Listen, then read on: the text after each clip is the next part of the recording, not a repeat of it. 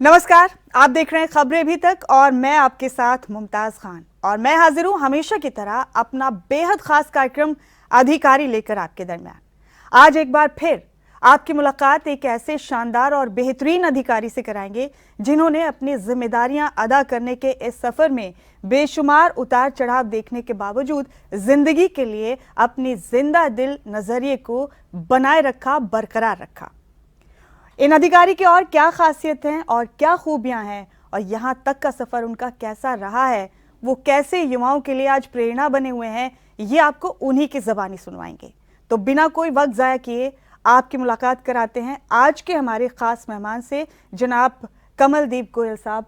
बहुत बहुत स्वागत है सर आपका। Thank you ma'am. और इससे पहले कि इस बातचीत के सिलसिले को आगे बढ़ाऊं, मैं फिलहाल छोटा सा तारुफ उनका ये कराऊंगी क्योंकि मैंने आपसे वादा किया है कि उन्हीं की ज़बानी सुनेंगे उनके बारे में कि फिलहाल यमुनानगर के पुलिस कप्तान के तौर पर अपनी जिम्मेदारियां संभाल रहे हैं। और मैं एक बात इस बातचीत को शुरू करने से पहले यहाँ ज़रूर कहना चाहूँगी कि अंदाज़े बयां ही बदल देता है हर बात को, अंदाज़े बयां ही बदल देता है हर बात को, वरना दुनिया में कोई बात नई नहीं होती।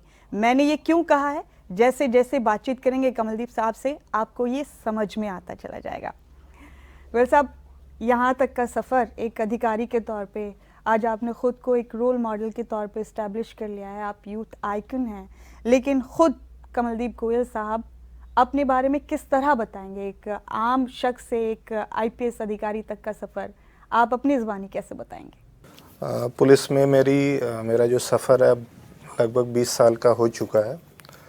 तो एक अधिकारी के रूप में मैं अपने बारे में यही कहूँगा कि मैं एक ऐसा अधिकारी हूँ जिसको पब्लिक बड़ी आसानी से अप्रोच कर सकती है। आप अपनी शिकायतों के लिए मुझे कभी भी मिलना चाहे मिल सकते हैं और मैं बिल्कुल अपने ईगो को ताक पे रख के और अपनी अगर कोई किसी तरह की मैं उस टाइम मेरे अंदर मान लीजिए कोई फ्रस्ट्रेशन है उस टाइम पे या किसी वजह से परेशान हूँ तो अपनी परेशानी को ताक पे रख के अलग रख के जो भी मेरे पास कंप्लेनेंट आएगा मैं उसकी बात बड़ी धैर्य से सुनूंगा और जितना अपनी तरफ से जितना भी उचित समाधान उस कंप्लेनेंट को दे पाऊँ तो मैं ज़रूर दूंगा।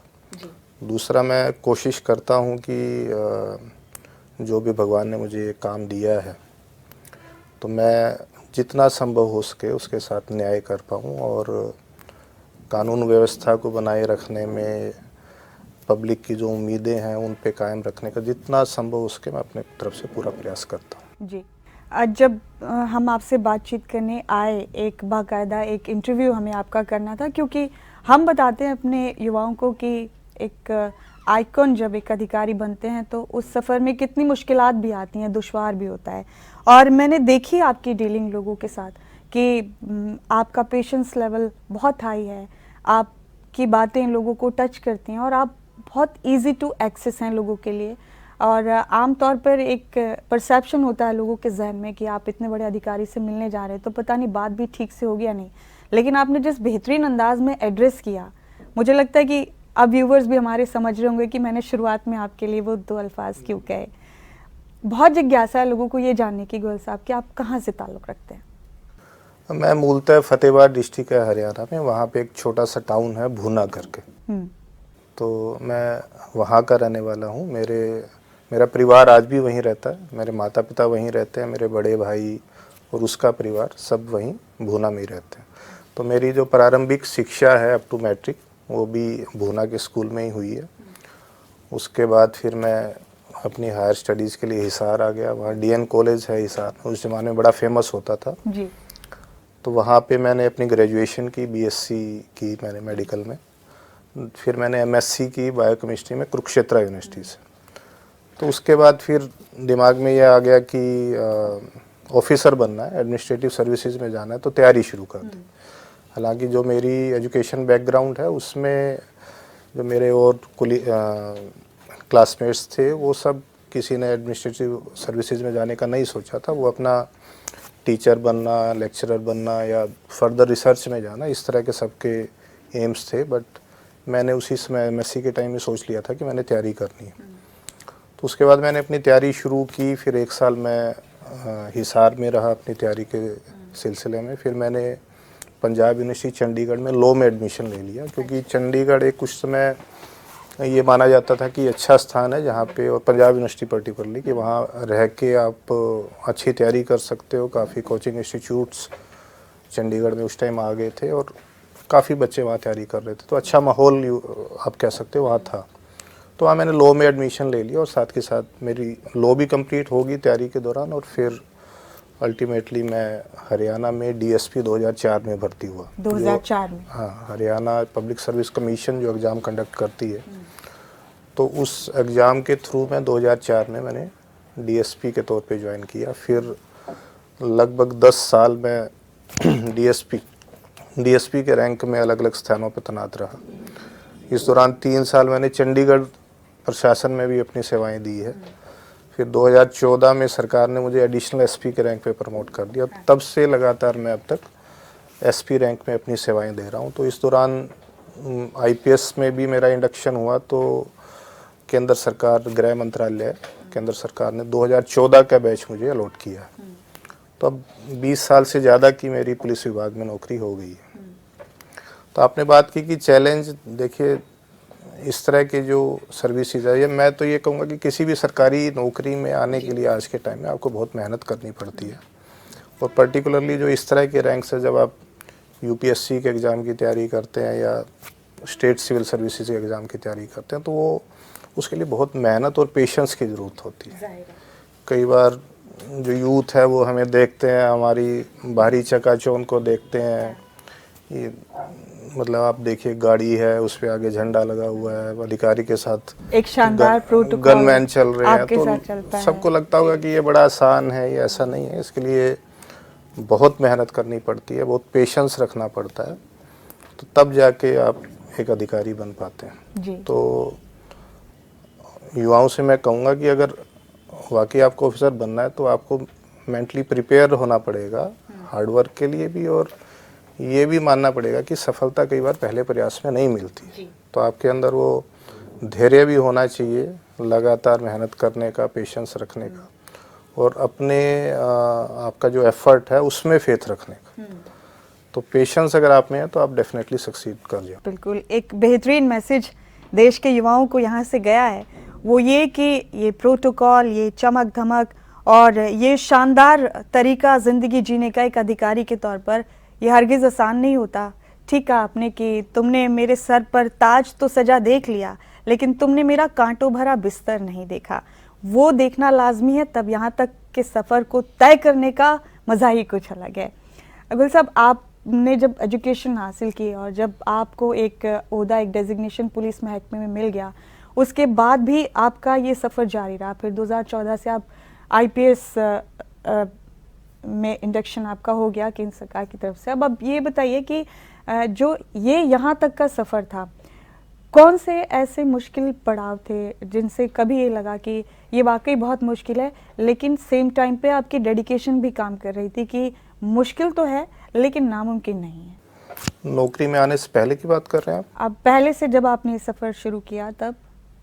देखिए, जो नौकरी की तैयारी का जो फेज होता है इस एग्ज़ाम की, वो काफ़ी एस्पिरेंट्स के लिए बड़ा टफ भी हो जाता है, क्योंकि पहले चांस में मान लीजिए आप एक पड़ाव तक पहुंच गए और आपको वहाँ पे सफलता नहीं मिली, तो आप फिर जीरो पे आ जाते हो। आपको फिर से वही सारी स्टेजेस के थ्रू फिर से निकलना पड़ेगा। तो वही है, इसमें पेशेंस रखना पड़ेगा, आपको ईश्वर में विश्वास रखना पड़ेगा कि आप मेहनत कर रहे हो तो आज नहीं तो कल आपको ज़रूर इसका अच्छा परिणाम मिलेगा। और साथ के साथ कहीं ना कहीं आप फैमिली की सपोर्ट के लिए भी लगातार उनकी तरफ देखते हो। बीच में ऐसा फेज भी आता है जब आपकी फैमिली भी थोड़ा थोड़ा, उनके अंदर भी फ्रस्ट्रेशन आने लगता है कि तुम्हारी ये पढ़ाई का, क्योंकि ये लंबा सिलसिला कब तक चलेगा। फिर कई तरह की बातें हमारे समाज में होती है। फिर जो आपके बैक होम जो आपके रिश्तेदार हैं, आपके फ्रेंड्स हैं, वो भी जब आप गांव जाते हैं तो पूछते हैं कि भाई कब तक तैयारी करता रहेगा। तो ये बड़ा चैलेंजिंग हो जाता है कई बार, बट फिर भी मैं कहूँगा कि सबको लगातार कोशिश करते रहना चाहिए। हाँ, अगर आप नहीं सक्सेसफुल हो जाते तो भी कोई हतोत्साहित होने की ज़रूरत नहीं है। ईश्वर ने सबके लिए कुछ ना कुछ ज़रूर अच्छा सोचा होता है। मैं ये देखता हूँ कि जो मेरे फ्रेंड्स थे जो हमारे साथ तैयारी करते थे, वो अगर मान लीजिए सिविल सर्विसेज में नहीं भी आ पाए, तो ऐसा नहीं है कि आज के दिन वो अनसक्सेसफुल हैं या कुछ और अच्छा नहीं कर रहे हैं। उनमें से मैं काफ़ी जो फ्रेंड्स आज भी टच में हैं, देखता हूँ कि उन्होंने अपने अपने कुछ और उन्होंने अल्टरनेटिव कैरियर ढूंढ लिया और उसमें फिर वो बहुत अच्छा कर रहे हैं। मैंने देखा आपका लहजा काफ़ी नर्म है, लेकिन आपके काम में उतना ही आपका रौब है। लोग इतनी आसानी से आपसे मिल पा रहे हैं, अपने दिल की बात कह पा रहे हैं और दोनों पक्षों को आप सुन रहे हैं, उसके बाद फिर किसी नतीजे पर पहुंच रहे हैं। तो एक प्रोफाइल होने के साथ साथ, एक पोर्टफोलियो होने के साथ साथ अपनी एक ज़ाती शख्सियत होती है, अपनी एक पर्सनालिटी होती है। तो ये नर्म लहजा, ये नर्म दिल हमेशा से आपके शख्सियत का हिस्सा रहा है और आप इतनी टफ जॉब में आने के बाद भी वो ओरिजिनलिटी आपकी छूटी नहीं है, आपका मिजाज बदला नहीं। मेरे को लगता है जो आदमी के बेसिक कैरेक्टर्स है वो तो शायद बचपन से ही उसके अंदर इनकलकेट होने शुरू हो जाते हैं। किस तरह का आपका परिवार का माहौल रहा है वो सब आपकी पर्सनैलिटी पे इफेक्ट डालते हैं। पुलिसिंग की जॉब की अगर मैं बात करूं, ख़ास तौर पे अगर आप अधिकारी स्तर पे हैं, वैसे तो मेरे को लगता है कि हर पुलिसमैन में ये क्वालिटीज़ होनी चाहिए। तो ऐसा कोई जो एक आम धारणा है कि जी पुलिस वाले को बड़ा सख्त होना चाहिए, बड़ी सख्ती से बात करनी चाहिए, ये बिल्कुल एक गलत धारणा है मेरे को लगता है। मैं तो कहूँगा कि मैं तो I think the other way round कि पुलिस वाला सख्त है तो आप जो आपके पास कंप्लेनेंट, सख्त मतलब जो अगर सख्त लहजे में बात करता है तो आपको आम आदमी जब अप्रोच ही नहीं कर पाएगा, अपनी कंप्लेंट ही नहीं बता पाएगा, क्योंकि आपके पास जो आ रहा है वो पीड़ित आ रहा है। आपके पास कोई ठीक है, आपको बदमाश किस्म के व्यक्ति भी अपने आप को पीड़ित दिखा के आपसे मिलेंगे, बट ज़्यादातर 80-90% लोग आपके पास वही आते हैं जो कोई ना कोई उनकी समस्या है। तो आपको फिर अगर आप सख्त लहजे में अगर उनसे बात करेंगे तो अपनी बात कैसे रख पाएंगे आपके सामने। देखिए, वैसे तो दुनिया भर के डिपार्टमेंट है, सरकार के अंदर बहुत से डिपार्टमेंट होते हैं और सभी मानव सेवा के अंदर या इंफ्रास्ट्रक्चर बढ़ाने में किसी न किसी तो गवर्नेंस में मैं कहूँगा ओवरऑल अपना कंट्रीब्यूशन दे रहे हैं। लेकिन अगर मैं कहूँ कि मानवीय संवेदनाएं जो हैं, अगर उसको कोई 2 डिपार्टमेंट अगर आप मेरे को कहो कि लिस्ट करो जो सबसे क्लोजली उसको टच करते हैं, तो उसमें मैं कहूँगा एक तो है पुलिस डिपार्टमेंट और एक है हेल्थ डिपार्टमेंट। क्योंकि ये दोनों डिपार्टमेंट्स में आदमी ऐसी जो भी शिकायत करता है या पीड़ित कह लीजिए, वो ऐसी समस्याएं आपके सामने लेके आता है जो डायरेक्टली उसकी लाइफ को बड़ा इमीडिएटली टच करती है। तो ऐसे अगर डिपार्टमेंट, जैसे हम डॉक्टर को कहते हैं कि डॉक्टर में संवेदनाएं होनी चाहिए। संवेदनाएं का यही मतलब है कि पेशेंट आए तो उसको वो ये बिल्कुल उससे आराम से बात करे, उसकी प्रॉब्लम समझे और उसको ये मान के कि ह्यूमन लाइफ है, इसको सेव करना मेरा फ़र्ज है, तो अपना वो 100% उसमें लगा दे। तो सेम वही पुलिस के लिए सत्य है। बिल्कुल, आपने 2020 से 2022 तक एक बार पहले भी यमुनानगर के पुलिस अधीक्षक के तौर पर यहाँ पर अपने जिम्मेदारियों को अंजाम दिया है। आपने लोगों को बहुत टच किया है। मेरी काफ़ी लोगों से यहाँ पर बात हुई और आप इमोशनली जुड़े हैं लोगों से और ऐसा लगता है कि बहुत स्पॉन्टेनियस है, वो बहुत खुद ब खुद हो गया, कुदरती तौर पे हो गया, क्योंकि आपने लोगों को डील वैसे किया है। और यहाँ के लोग कहते हैं, ख़ास तौर पे आपके लिए मैं अगर अपने अल्फाज में उसको कहना चाहूँगी तो कुछ इस तरह कि कौन रोता है किसी और की खातिर है दोस्त, सबको अपनी ही किसी बात पर रोना आया। लेकिन आपको लोगों की तकलीफ़ें टच करती हैं और यहाँ के लोगों में आप काफ़ी मकबूल हैं। तो पुलिस महकमे के एक परसेप्शन को आपने तोड़ा है या पुलिस अधिकारियों और कर्मचारियों के लिए बने गए आम लोगों के एक परसेप्शन को आपने तोड़ा है। आपके लहजे की नरमी आपके काम की सख्ती को एक साइड नहीं कर पाती है।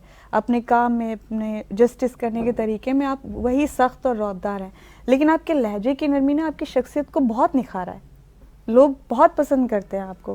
मतलब ये तीसरी पोस्टिंग है और जब आप एक समय पे काफ़ी समय आपकी तैनाती रहती है तो होता ही है, ना सिर्फ पीड़ित आपसे मिलते हैं, समाज के जो NGOs हैं, अलग अलग संस्थाएं हैं, अलग अलग ग्रुप्स हैं, सबके रिप्रेजेंटेटिव आपसे मिलते हैं, अपनी बात रखते हैं, तो वो कम्युनिकेशन अच्छा हो जाता है और लोगों से आपका फिर ताल्लुक है वो थोड़ा बढ़ जाता है। मैं थोड़ा सा ये भी कोशिश करता हूँ कि सोशली अगर मेरे को कोई मान लीजिए कोई स्कूल का प्रोग्राम है, कॉलेज का प्रोग्राम है, छठ का प्रोग्राम था, तो पूर्वांचल के जो हमारे भाई हैं उन्होंने मेरे को इनवाइट किया, तो मैंने फील किया कि इनकी बड़ी एक्सपेक्टेशन है कि मैं उनके प्रोग्राम में आऊँ और बड़ा दिल से बुला रहे हैं। मतलब मैं फिर अपनी वाइफ के साथ वहाँ पे गया तो उससे मेरा उन लोगों से बड़ा डायरेक्ट कम्युनिकेशन हो गया।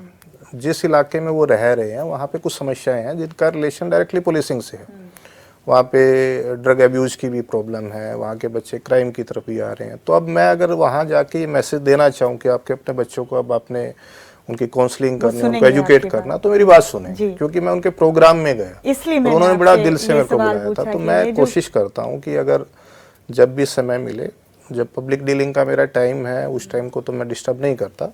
कभी भी कोई बुलाता है तो मैं सबसे ये रिक्वेस्ट करता हूँ कि आप शाम में प्रोग्राम रखिए, मैं ज़रूर आऊँगा। उसका मकसद ही ये है कि पब्लिक से हमारा डायरेक्ट जो कनेक्शन है वो एस्टेब्लिश हो। जी, यानी कि आप जो बहुत जज्बाती हैं, आप लोगों से सीधे टच कर पा रहे हैं, आपकी एक्सेस ईजी है लोगों के लिए, ये एक और फेदर इन द कैप है आपके करियर में, आपकी प्रोफाइल में। ये आपको हेल्प करता है कि आप लोगों के बीच पहुंचे और लोग फिर सुनते हैं आपकी बात मैं को, सिर्फ तवज्जो अपने रैंक की बात नहीं कर रहा, इवन हमारे जो एसएचओज हैं उनमें से मैं बिल्कुल फाइंड आउट कर सकता हूँ कि ये एसएचओ बड़ा अप्रोचेबल है, ये हमेशा उपलब्ध रहता है या पब्लिक के बीच में ज़्यादा जाता है। वो एसएचओ भी उतना ही पॉपुलर है। ये सिर्फ एक एसपी के लिए नहीं है। मेरे को लगता है कि जो एसएचओ हमारे हैं जो बहुत पब्लिक के बीच में जाते हैं, दे उनका आप कहीं जब भी आप उस इलाके में जाएंगे लोग इकट्ठे हो जाएंगे उस एसएचओ की तारीफ करने के लिए। तो ये जो प्रिंसिपल है ये हर पुलिस ऑफिसर के लिए या और जो दूसरे एडमिनिस्ट्रेशन के हमारे हैं उन सब के लिए ये उतना ही लागू होता है। ये तो अच्छी बात है कि हाँ। आपकी रहनुमाई रोशन कर रही है आपके पूरे महकमे को। गुल साहब, अब तक के करियर में कुछ अचीवमेंट्स आप हमारे व्यूवर्स को, ख़ास तौर से हमारे युवाओं को बताना चाहेंगे अपनी ज़बानी? ठीक है, एज ए पुलिस ऑफिसर आपसे डेली कंप्लेनेंट्स मिलते हैं, आप कंप्लेनेंट्स मिलते हैं। फिर कई बार जो बिल्कुल हीनियस ऑफेंसेस हो गया आपके इलाके में, मर्डर हो गया, रेप हो गया, डेकोइटी, रोबरी, इस तरह के जिसको हम हीनियस ऑफेंस कहते हैं, जब भी हमारी पुलिस के एफर्ट से एज ए टीम लीडर आपने उस टीम को उसको गाइड भी किया, उसको लीड किया, जब भी कोई केस सॉल्व होता है तो अपने आप में वो अचीवमेंट होती है।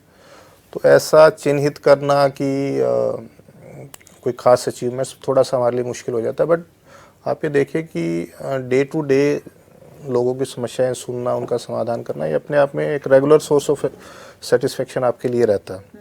बट फिर भी अगर आप पूछ रही हैं तो मैं थोड़ा सा बताना चाहूँगा। मैं यमुनानगर में जो मेरा पिछला टेन्योर था तो उसमें जैसे आजकल हम ड्रग अब्यूज़ की प्रॉब्लम की बहुत बात करते हैं, तो ये समझ में आया कि ठीक है, पुलिस का जो प्राइमरी वर्क है वो एनफोर्समेंट है। जो लोग ड्रग्स के कारोबार में लिप्त है उनको पकड़ना, उनके खिलाफ कानूनी कार्रवाई करना।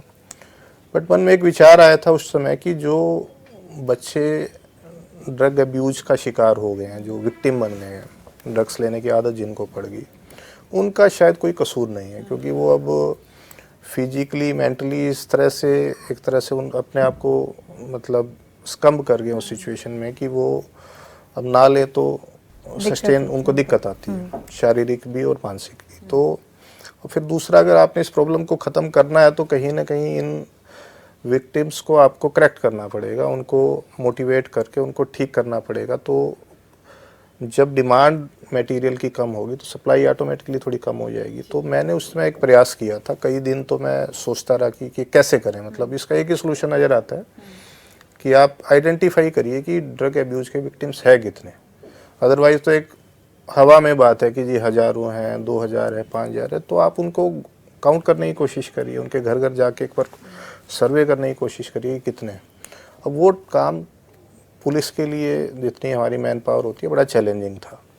तो फिर एक मन में विचार आया, एक अखबार के अंदर फिर एक हमने आह्वान किया, जितनी एनजीओज हैं या इस तरह सोशल इंस्टीट्यूशंस हैं जो इस काम में मदद कर सकते हैं, तो फिर वो हम सब एक इकट्ठे बैठे और सबके एरिया बांटे गए कि भाई आप अलग अलग इलाके में आप काम करो। फिर उसमें रूरल एरिया जो हमारे ग्रामीण इलाके हैं वहाँ से भी संस्थाएं जुड़ी। तो उसमें हमने काफ़ी अच्छा एफर्ट किया। उसमें 2 दिन मैंने भी यहाँ रखे हुए थे, एक मंगलवार था, एक वीरवार था शायद, तो जिसमें ड्रग अब्यूज़ के विक्टिम्स उनकी फैमिलीज़ के साथ पर्सनली मेरे से मिलते थे और 10 से 20 विक्टिम हर मीटिंग में आते थे। तो मैं पर्सनली उनसे बात करता था, उनको फिर मोटिवेट भी करता था जितना अपने शब्दों में जितना मैं कर सकता था कि आप कोशिश करिए इसको छोड़ने की। फिर हम उनका सिविल हॉस्पिटल में ट्रीटमेंट भी कराते थे। मतलब ट्रीटमेंट तो वैसे भी उपलब्ध था, बट उनको मोटिवेट करके उनको एक तरह से फैसिलिटेट करके वहाँ तक पहुँचाना। आप जो आला अधिकारी प्रोफाइल के लोग होते हैं वो एक परसेप्शन है कि बहुत कैलकुलेटेड लाइफ जिया करते हैं और आप लोगों का रूटीन बहुत टफ होता है, 24/7 आप लोगों की जॉब होती है। इन सारी चीज़ों के बीच में हमारे व्यूवर्स ये ज़रूर जानना चाहते हैं कि अगर किसी अधिकारी से हम बात कर रहे हैं तो हम ये ज़रूर जानें कि अगर कमलदीप गोयल साहब के पास कभी खाली वक्त है तो वो कैसे गुजारना पसंद करते हैं, आपकी हॉबीज़ क्या हैं, ये जानना चाहते हैं लोग। आम लोगों की तरह आपके भी कुछ शौक़ हैं? हाँ, शौक तो हर व्यक्ति के होते ही हैं, बिना शौक के तो कोई कैसे जिएगा। एक तो क्रिकेट देखना, अगर कभी खाली टाइम मिल जाए, और मिल भी जाता है, ऐसा नहीं है, मतलब फील्ड की जॉब में थोड़ा मुश्किल रहता है कई बार, बट जैसे मेरी हेडक्वार्टर पे पोस्टिंग रही थी तो वीकेंड्स पे, हालांकि उसमें भी हेडक्वार्टर पे भी वीकेंड्स पे भी काम रहता था, मतलब कई बार आपका पेंडिंग काम हो तो आप सोचते हो कि मैं वीकेंड्स पे उसको अच्छे पढ़ के फिर निपटा दूं, बट उस टाइम हम थोड़ा बहुत स्पेयर टाइम अपनी फैमिली के लिए, अपने शौक के लिए कर सकते हैं। तो उसमें क्रिकेट देखना मेरा एक, आप मेरी हॉबी काउंट कर सकते हैं। दूसरा है घूमना फिरना, टूरिज्म कह लीजिए उसको, तो नई जगह पे जाना, तो कोशिश करता हूँ साल में, हाँ बहुत पसंद है। 1 या 2 बार कोशिश करता हूँ कि अगर छुट्टी मिल जाए तो परिवार के साथ किसी नई जगह पे जाऊँ। और खाली टाइम में भी मैं टूरिज्म रिलेटेड वीडियो, जैसे आजकल ट्रैवल ब्लॉगर्स बहुत हैं जो अपना वीडियोस बनाते हैं देश विदेश के, हाँ मैं पूरा दिन गुजार सकता हूँ उसको देखते हुए। अच्छा, आपके परिवार में कौन कौन है सर? परिवार में मेरे माता पिता हैं, वो तो गांव में ही रहते हैं, बड़ा भाई है उनका, फिर पूरा परिवार है, और वो भी गांव में ही रहते हैं, मतलब भुना ही रहते हैं। और मेरी वाइफ है, तो अभी वो तो पंचकुला रह रहे हैं। पिछले 3 साल में पंचकुला ही था, तो मेरी ट्रांसफ़र की वजह से, बट क्योंकि बेटी की अभी +1 में है तो एजुकेशन वहीं चल रही है, तो वो अभी पंचकुला में ही है। बेटा है, बड़ा है मुझसे, वो अभी USA में पढ़ रहा है। कमलदीप गोयल साहब, लाखों युवाओं के आइडियल हैं आप, आपका कोई रोल मॉडल है? देखिए, रोल मॉडल तो बहुत, मतलब दुनिया भर में इतनी शख्सियत है, किसी से आप, मतलब रोल मॉडल बनने लायक तो बहुत से इंसान हैं, बट कई बार क्या होता है कि कोई व्यक्ति जिसको आप बहुत पसंद करते हैं, तो उनमें एक तो मैं अपनी बात करूं तो मेरे एक तो सचिन तेंदुलकर जी का मैं बहुत बड़ा फ़ैन रहा हूँ। वो ना इसलिए कि वो एक बहुत अच्छे खिलाड़ी भी थे, और खिलाड़ी तो थे ही, मतलब वो पर साथ के साथ मेरे को लगता है कि वो बहुत ही डाउन टू अर्थ, बहुत ही ईगोलेस और इस तरह के इंसान थे कि उनको देख के एक बड़ी सुकून की सी फील आती थी। तो मैं उनका बहुत बड़ा फ़ैन रहा हूँ, उनके खेलने के स्टाइल का, और द वे वो अपने आप को पब्लिक लाइफ के अंदर जो उनका कंडक्ट था, तो वो भी मैं उनको बहुत पसंद करता हूँ। मतलब अगर आप एक आदमी कहो कि जिसको आप फेस टू फेस मिल के और उसको मिल के देखना चाहते हो, तो मेरे लिए वो थे, और मुझे मौका भी मिला। मैं जब चंडीगढ़ पुलिस में मेरी तैनाती थी, तो उस टाइम IPL उस टाइम शुरू मतलब हो गए थे, तो वो आए थे, मुंबई इंडियंस के लिए खेलते थे, तो मैंने उनको करीब से देखा, और आज तक मैंने अगर लाइफ में किसी एक आदमी का ऑटोग्राफ लिया तो वो सचिन तेंदुलकर। अच्छा, मैं आखिर में आपके ज़रिए एक मैसेज अपने व्यूवर्स को, ख़ास तौर से यूथ्स को देना चाहूँगी, और मैं चाहती हूँ कि आपकी शख्सियत का वो हिस्सा भी वो समझें जिसका जिक्र आपने इंटरव्यू से पहले किया था, कि बुलंदी पर पहुँचना कोई बड़ी चीज़ नहीं होती, कोई बड़ी बात नहीं होती, और एक करियर भी आप अचीव कर लेते हो, लेकिन वहाँ पे ठहर के रहना, अपनी तमाम तर डिग्निटी को मेंटेन करते हुए, ये बड़ी बात होती है। तो आप क्या मैसेज देना चाहेंगे हमारे यूथ को?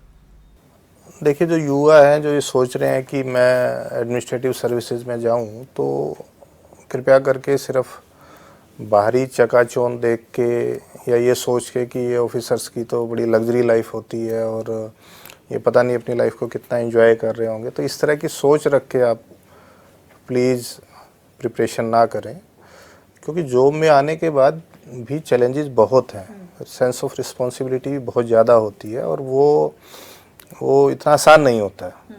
तो अपनी जॉब के साथ आपको जस्टिस करना है, तो आपको लगातार मेहनत करनी पड़ेगी, लगातार आपको ग्राउंडेड रहना पड़ेगा।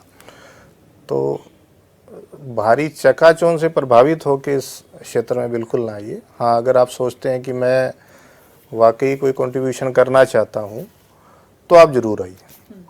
जी सर, मेरा आखिरी सवाल है आपसे, और मुझे लगता है कि बहुत कीमती सवाल है ये। यूथ के हवाले से हम बात कर रहे हैं, और जब करियर ओरिएंटेड हो रहे हैं लोग अब, और होना भी चाहिए, लेकिन पेशेंस लेवल कम हो गया है। आप जानते ही हैं, मुझसे बेहतर समझते हैं इस बात को, और भागदौड़ बहुत ज़्यादा हो गई है, कंपटीशन बहुत ज़्यादा हो गया है, तो एक वक्त पे आके क्विट वाली पोजीशन पे यूथ्स आने लगे हैं। मैं जानना चाहती हूँ अपने शो के आखिर में कि कमलदीप गोयल साहब, कभी जब किसी किस्म की दुश्वारियां महसूस करते हैं, मुश्किलें महसूस करते हैं, जो कि पार्ट एंड पार्सल हैं ज़िंदगी का, अपना करियर में उससे बच सकते हैं ना अपनी समाजी ज़िंदगी में उससे बच सकते हैं, तब उस वक्त में कमलदीप गोयल साहब को कौन सी चीज़ें ताकत देती हैं? देखिए, चैलेंजेज ये आप कह रहे हो कि एडवर्स सर्कमस्टांसेस हर एक की लाइफ में आते हैं, और हमारी तो जो भी ऐसी है जिसमें आपको बीच बीच में ऐसे मोमेंट्स आते हैं जब आपको लगता है कि ओ ये तो एक अचानक से परेशानी आ गई। तो ठीक है, आप एक बार जब परेशानी आती है, कोई चैलेंज आता है, कोई, तो एक बार तो आप, हर कोई, ये तो ह्यूमन नेचर है, एक बार तो थोड़ा सा परेशान होगा। बट मेरा मानना है उसके बाद आदमी को, अब जो हो गया वो हो गया, उसको एक बार साइड में रख के अपनी एनर्जीज़ को रिकलेक्ट करे, टेक ए डीप ब्रीथ, और ये सोचिए कि अब इस सिचुएशन में मुझे इमीडिएटली क्या क्या चीज़ें करनी चाहिए, तो उस पर आप इमीडिएटली उस पर अपना एक्शन शुरू कर दीजिए। और फिर जब आपने एक्शन शुरू कर दिया उस चीज़ पे, तो फिर एक बार फिर अब आप ये चिंता मत करिए आगे क्या होगा, अब तो आप भगवान पे छोड़ दीजिए। भगवान पे छोड़ने का मतलब ये बिल्कुल नहीं है कि आप प्रयास करना छोड़, जो उस सिचुएशन जो पैदा होगी है उसमें करेक्शन के लिए जो भी आप स्टेप्स कर सकते हो, जो आपके दिमाग में आ रहा है, इमीडिएटली करिए। दूसरा ये है कि कुछ लोगों से सलाह भी लीजिए, हो सकता है कि उनके पास बेहतर सलाह हो सकता है उन्होंने उस तरह की परिस्थिति पहले देखी हो, तो वो आपको राइटली गाइड भी कर सकते हैं। तो ये नहीं मानना चाहिए कि मुझे ये सब पता है, या लोगों को आपसे ज़्यादा पता हो सकता है उनका उस बारे में अनुभव आपसे ज़्यादा हो, तो उनसे सीखना भी चाहिए। और फिर जब आपने सब कुछ कर लिया, फिर आप सोच लीजिए कि अब तो मैं अपनी तरफ से सब कुछ कर लिया, फिर भी अगर कुछ गलत होता है तो शायद भगवान को यही मंजूर होगा। तो इस तरीके से आप एडवर्स सर्कमस्टांसेस में अपने आप को मोटिवेटेड रख सकते हैं और उसका सोल्यूशन भी ढूंढ सकते हैं। जी, मुझे यकीन है कि आपके ये सारे मशवरे, आपकी ये तमाम बातें बहुत कीमती साबित होंगी हमारे व्यूवर्स के लिए। बहुत बहुत शुक्रिया आपका कमलदीप गोयल साहब, मेरे साथ इस बातचीत में शामिल होने के लिए। जितना मैंने आपको जाना समझा, इस शो से पहले आपकी डीलिंग देखी मैंने लोगों के साथ जो बड़ी उम्मीदों से आते हैं यहाँ आपके पास, मैं इन अल्फाज के साथ आपसे विदा लेना चाहूँगी कि कुछ लोग थे कि वक्त के सांचे में ढल गए, कुछ लोग थे कि वक्त के सांचे में ढल गए, कुछ लोग हैं कि वक्त के सांचे बदल गए। बहुत बहुत शुक्रिया आपका मेरे साथ इस कार्यक्रम में शामिल। तो इसी के साथ हमारे आज के बेहद खास कार्यक्रम अधिकारी में मेरे साथ इतना ही। अगली बार किसी और बेहतरीन अधिकारी से आपकी मुलाकात कराएंगे, आपको रूबरू कराएंगे और ज़िंदगी में यहाँ तक के कामयाब सफ़र को तय करने के लिए कौन से मरहलों से गुजरना होता है ये भी आपको बताएंगे। तब तक के लिए अपना ख्याल रखिए, खुश रहिए, आबाद रहिए। नमस्कार।